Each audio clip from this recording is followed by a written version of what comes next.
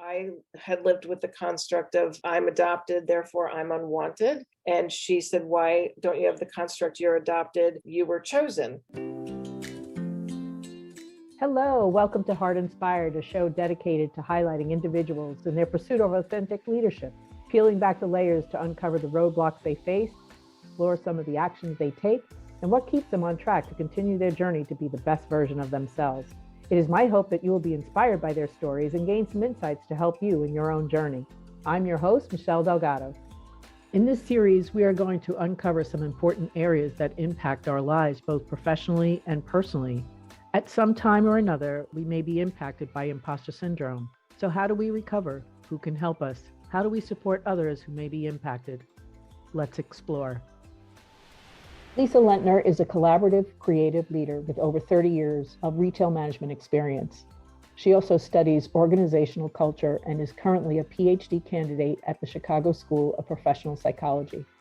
A lifelong learner, Leseh believes that the process of learning and development is endless and encourages the learning and development of others.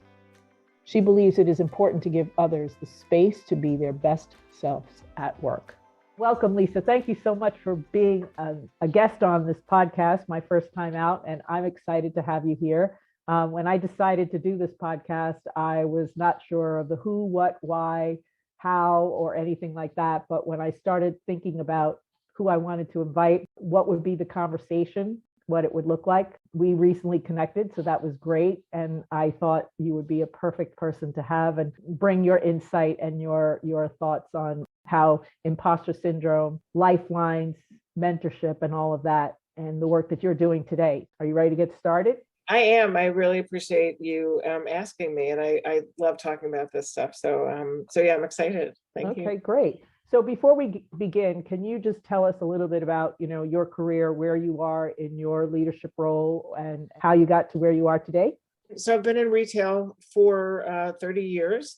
Really kind of worked my way up through the ranks in really all the big name retailers, big box retailers. So Ann Taylor to Williams-Sonoma to Restoration Hardware for frontline, what I call frontline retail. So, in front of the customer. Now I'm in sort of behind the scenes retail. So it's still considered retail, but more of a factory setting, but still, I'm still a leader, still leading a team of people. I think where some of the shift has happened is that there was a moment where I was a man, you can be a manager and not lead a team to be developed into leaders themselves. Right. I now do that again, which I love. So I'm super excited about that. And in doing that, wanted to get better at being a leader, which is what led me to go back to school and I went very late. So I've been in school for the last 12 years. So undergrad in 2017, master's in 2019, and now a PhD candidate, hopefully, knock on wood, within the next couple of years. So, well, congratulations. That's quite an accomplishment. And I'm excited to get started and ask you some of the questions and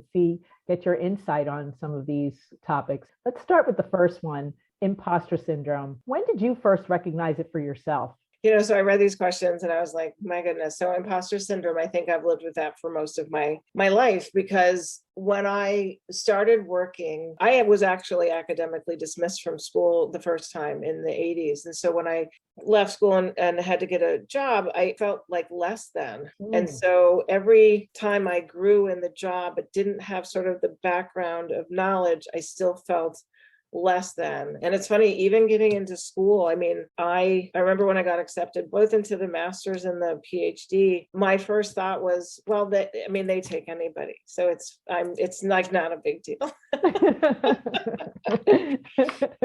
So it's with me all the time. How do you recover from it now that that you recognize that it's with you all the time? What do you do to recover? It's funny. Sometimes I actually have sort of that conversation in my head as I go through classwork, especially in the PhD world, where you really have to give things a lot more thought. And there's a lot more self-reflection. We do discussion posts for school. And even today we were talking about confidence levels. So being able to surround yourself with a group of people who you can talk to is something I do a lot. I have a lot of cohorts in school. I think I'm involved with 3 and some of the people overlap, but at least we can all have conversations when we're doubting ourselves, and do the same thing at work. I've got some friends at work who, if we're going through sort of a self-doubt situation, we can talk to each other. So, it's funny, I'm not necessarily a real social person, but I do rely on people to help me move out of that space.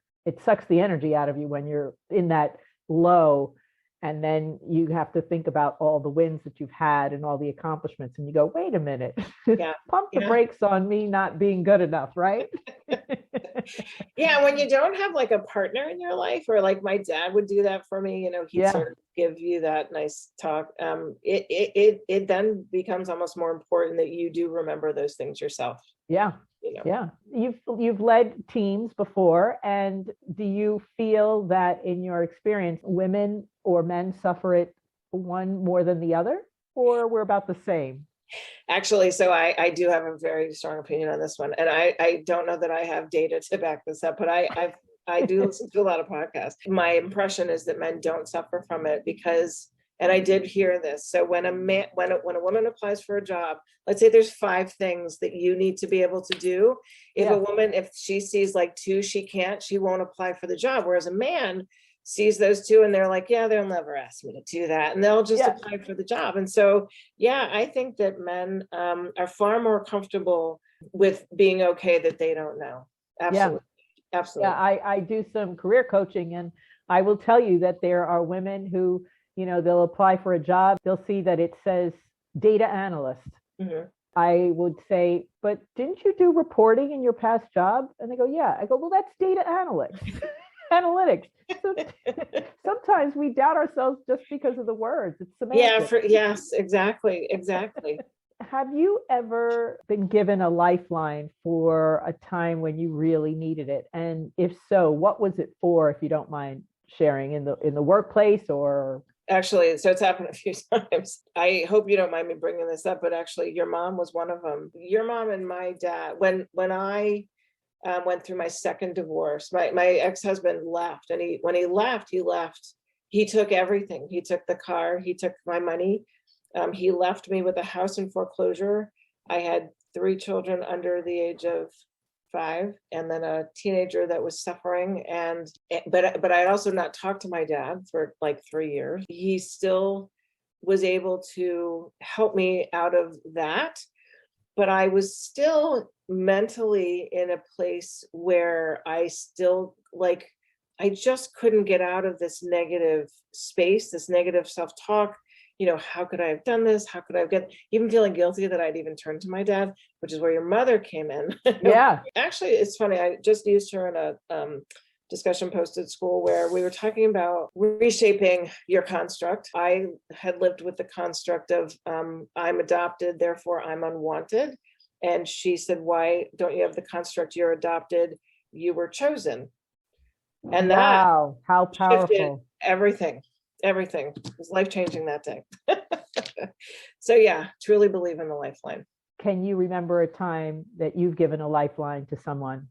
Well, one of my best friends, Mark, who is a mentor, I really call him a coach. He's been in some bad spots for sure. And so it's funny because I had always looked to him as that person, and he was able to turn to me, but we have an incredibly trusting relationship. I think if people know me, they do know me to be completely transparent and very open and willing. So I don't come across as a judger. So I think that when the situation presents itself, I've had people who, I have a friend who, I watch her dog. Suddenly she went through abusive relationship, divorce, and I was the one she talked to. We don't talk like that. We just don't talk like that. But I was the one that she turned to and for guidance and help. And I was like, great. Yeah. It's funny how that shows up. Sometimes you don't even think about it. I think about during the pandemic, how many lifelines people were throwing out to others and how many lifelines people were taking that they wouldn't have taken before. Because sometimes I think it's like a sense of pride, right? I don't need help. I could do it for myself. And really, we can all use a lifeline every now and then. I think so. I think it's important to be comfortable enough to ask for help. I think that's one of the it's huge. So mentorship, you mentored your friend as a mentor. How did that come about? So he actually was the one that hired me into Baker Furniture, and we connected right away. But he was my boss, and so he presented himself to be probably one of the best people I've ever met. He, similar to your mom, he has this ability to make you feel like you're the only person that you're talking to. He gives very clear feedback when good or bad. He shapes it in a way that helps you digest it easily, and he will repeat things back. If you say something, he'll always start with what I hear is, Yeah. do this whole thing. And so I used to call him every day pretty much on the way home from work. So and anytime I have an issue at work, he's the first one that I call. When I saw your question, we literally have just been asked to choose mentors at the job. I didn't like that because I thought it was more of an organic relationship, like how I found Mark. I have since rethought that and went and actually found a leader in my building, a senior leader who's higher than me, and I asked them to be my mentor. I don't know what that's going to look like. I do know what I want from him. I mean, but it took me a minute to really think, because my only thing was like, well, I need to check the box of have I chosen a mentor? Let me go do that. But then I was like, you know what? There's a reason why I chose him. I know why I chose him. Like I'm not, stupid. I just need to put that to words. And he was great. He was opening, welcoming. So that's interesting. And sometimes having a mentor, they don't even know, or you don't even know. And then it's like, do you officially define it as you are my mentor? As a mentor, do you have an obligation? Do you sense of responsibility to this person? Or is it really just, okay, I'm there for when you need me? I think that's a really good point. So it's funny. So that's why I didn't like when they said, well, choose one. And I'm like, well, why would I do that? When I was in the learning department, all of my trainers thought of me as their mentor because I was developing them to be managers. Like that was, and I loved it. I was closer to some than others, but for the most part, I actually had an amazing team. And that was very organic. Like it just happened. And I don't know that I would have used the term mentor until one of them said, you've been my mentor. And I was like, great. Now I had a manager ask me if I could be their mentor. And that freaked me out. I was like, what does that mean? Like, what are we doing? What do you want? I wasn't even in their department. Like it was weird. So you mentioned his name is Mark. You said and then you just told me you chose a leader in your company who is senior leader and also a male. Yes. Any thought as to why you wouldn't choose a woman? So that is a really good question. So it was funny. Mark is gay, and I always thought that it didn't matter, but I just sort of thought that feminine side, I liked it. I felt very comfortable talking to him. I haven't really talked to my new mentor yet, other than asking him to be a mentor. So that might be interesting. I thought of my boss as my mentor. She was a woman. My boss just changed. She got promoted. I loved her. I loved having her as someone to talk to. We became quite close, and I miss her. And so, I could still probably have her as one, outside the building. And it really wasn't until you wrote it in the questions and I was like, well, that's interesting. There's actually quite a few women in my company that I would love to have as mentors. But it's funny because they had said at first they said it needed to be someone outside the building. When they first wanted us to choose, they wanted us to choose like someone in the company, how big we are. I was like, okay, I think I chose someone in Seattle, never talked to her. And that was a woman. But yeah, I mean, I think it's something to think about because I do feel very strongly about women supporting women and not making sure that we sort of pull each other up, support each other. And I'm a very big believer that there's room for everybody. When you had this first conversation with this mentor, do you think that you would share some of the same conversations as you would have with Mark? Or is there a comfort level? There's definitely a comfort level, but I'll tell you, the reason why I chose this gentleman was because when I was in the learning department, we have a position that's called an ambassador. And it's basically just a regular associate who teaches new hires whatever they need to learn. And I had one that was giving me a problem. I had to remove her vest. And I needed the senior leader to be with me. You can't do it alone. And she was not going to give it up easily. It was bad. I mean, she was awful. And he was amazing in how he spoke to her. reined her in, calmed her down, de-escalated. And I Wow. was like, I need to learn how to do that because I'm not great with conflict. It was beautiful. And so when I need help for that, that's why I wanted him as a mentor. So when I need help for those things, which are usually what I talk to Mark about, I'd probably talk to Robert, right? His name's Robert as well. I mean, that's really what I'm looking for. Yeah. Coincidentally, both of mine business mentors are men. You know, one of them I met through networking, and he just sang some praises, and I kept going back to the well for information as I started out. And I finally had to tell him on a conversation, I said, I don't know that you know this now, but I am officially calling you my mentor. And he was so honored. So he didn't know I chose him. He didn't choose me. That's amazing. It is great. So in your organization, what level of leadership are you? Are you considered executive or middle or? I'm middle. I'm definitely middle. We have levels L4s to L. Really, it goes up to 9, but although I don't know any, and I'm a 5. Yeah. And so is the mentorship program in your organization offered to those who are non-managers and below?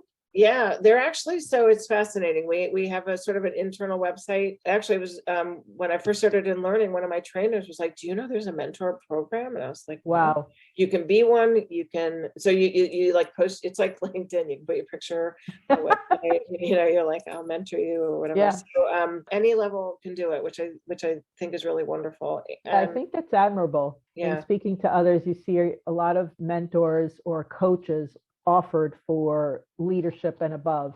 Yeah. And usually frontline middle managers are the ones who could really use it because they're not exposed to that on a regular basis, you know? Yeah. So that's really great that your organization offers that. Being an ally, what does that mean for you?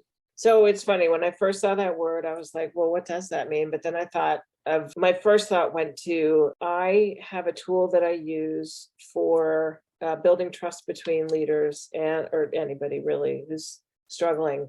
And it's basically a series of questions, which are sort of steps. And the last 2 questions are, how can I support you? And how can I be an advocate for you? And my first thought with ally was that advocate. So it's having, you know, that person that is helping you, but really to the outside, not to you, but to anyone who sort of comes into contact with you. So, right. And that I think is really, you know, you don't see that very often, or I mean, until I got this tool, I got it when I worked at Restoration Hardware. I've never really heard it. Like you just don't hear, or at least I don't hear people talk about that a lot. So when we're in a meeting, like if I was the learning manager in a meeting with my boss and I knew that one of my trainers needed to be, you know, pumped up, then I would make sure that, you know, that conversation happened, being an ally for that trainer. There's lots of conversation about the difference between men and women supporting one another. And in a conference room, you know, there's known statistics that men tend to talk more, or people may talk over others, whether it's male or female. Mm-hmm. And so having an ally in that room where someone's sharing an idea or a concern and somebody's talking over them, that ally would kind of step in and say, let's hear what they have to say, and give them that space, you know? So that's a really good point. And boy, you do not hear that very often, but when you do, that is so impactful. It's so impactful that there's someone looking out for that.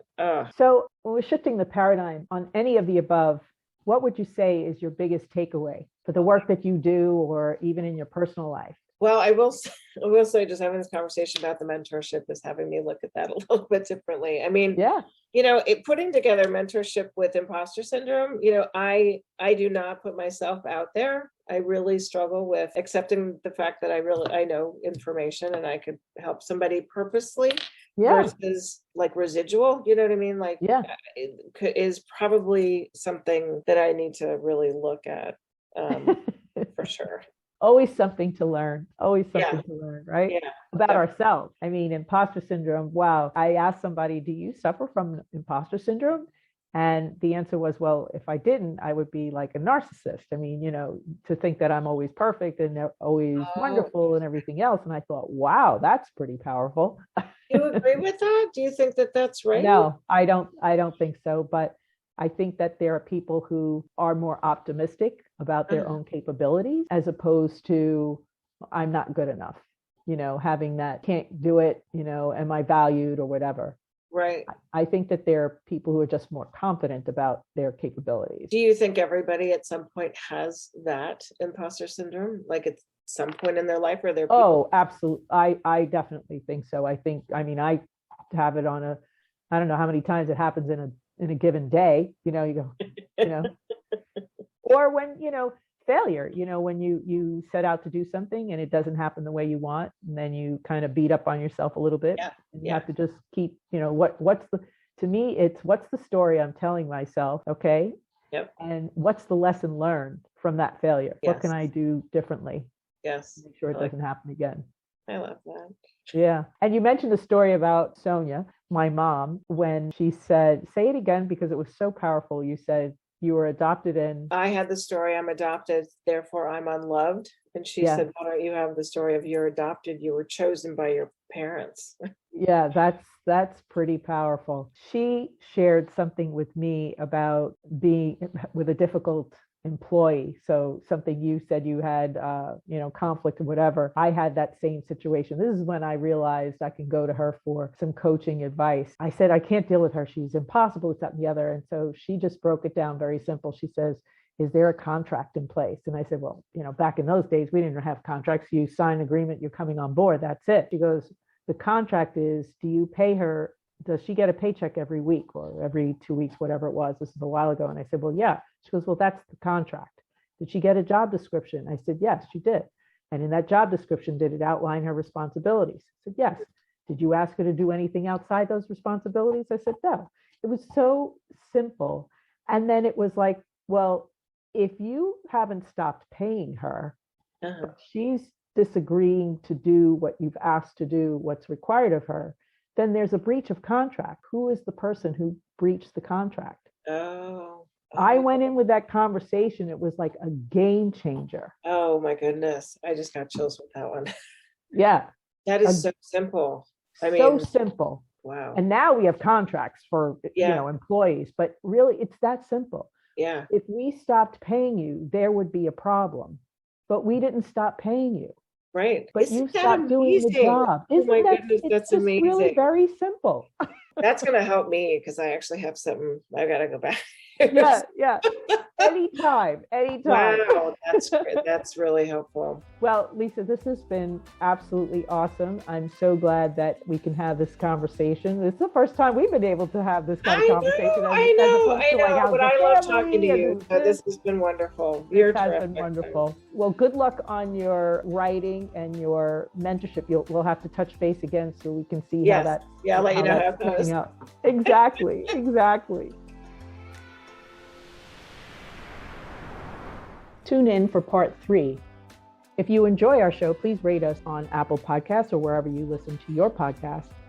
Thank you for listening to Heart Inspired. Until next time, I'm your host, Michelle Delgado. And don't forget to lean in, be heard, and be inspired. This podcast was created by Heart Metrics Consulting, editing and co-produced by David Castle Productions, and co-distributed by Business Travel 360. For more information about Heart Metrics Consulting, visit us at heartmetrics.com.